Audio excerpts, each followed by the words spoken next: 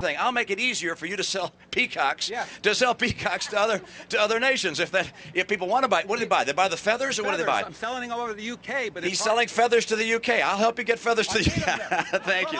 From Iowa. I want to make this a place that's great for business, because business is good for people and for jobs. We want more good jobs and higher incomes, and I want to make this a better place for both. Thank you. Back there. Let's ask that guy. Make Wall Street pay. Governor Romney, I have a non-controversial question. You know, as well. we've got a man back here who's asking a question. Can I be next? No.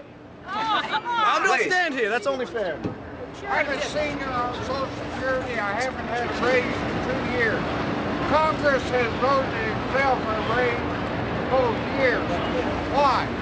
That's a darn good question, isn't it? All right, the question was this. He said he's a senior citizen, but on Social Security in the last 2 years he hasn't seen a raise. Congress has voted itself a raise in each of the last 2 years. It sure would make an awful lot of sense, wouldn't it, for Congress to link their pay to what's happening to people on Social Security and retirement. Congress shouldn't get a better deal than the people on Social Security. By the way, all this discussion about entitlements and Social Security and Medicare, recognize I and the other people who are talking about this want to make sure we can keep those programs, and that we assure that the next generations know they will have those programs. And I will make sure. You want to raise taxes? You want to raise taxes? Great. That's your right. Vote for somebody. Vote for somebody who wants to raise taxes. For you, then, if that's what you. That's just fine. That's the nation of a free society.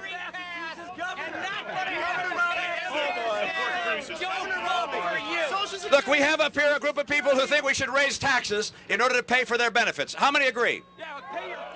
Okay, you got your answer. I don't agree with you. So your turn has been heard. You've got your chance to speak. I've got my chance to speak. I'm going to take one more question. Governor Romney, I've been asking a non-controversial. What's your name? My name is Daniel Simmons. I'm 23 Daniel Simmons, years old. you're 23, and where are you from? Question. Who brought you here? From Des Moines. Who are you working with? Myself. Social Security. You got a little video camera here. My friend. Okay, right. Social Security legally cannot add a single dime to the deficit. Do you agree? Do you agree? I'm also a teacher. Do you agree that Social Security should take no part in deficit reduction negotiations? Social Security should take no part in deficit reduction negotiations. Is that your question? That's my question. Okay, can I answer? Answer it. Do I believe that Social Security should take no part in deficit reduction negotiations? Is that the question? It cannot add to the deficit. And the answer is this.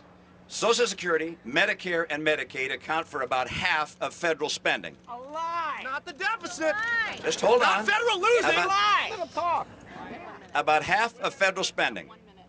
And if we are ultimately, not just this year, but over the coming decades, going to be able to balance our budget and not spend more than we take in, we have to make sure that the promises we make in Social Security, Medicaid, and Medicare are promises we can keep.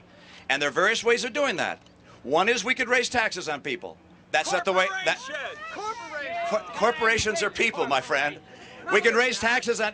Of course they are. Everything corporations earn ultimately goes to people. So, where do you think it goes? What? Whose pockets?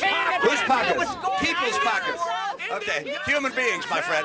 So number one, you can raise taxes. You can raise taxes. That's not the approach that I would take.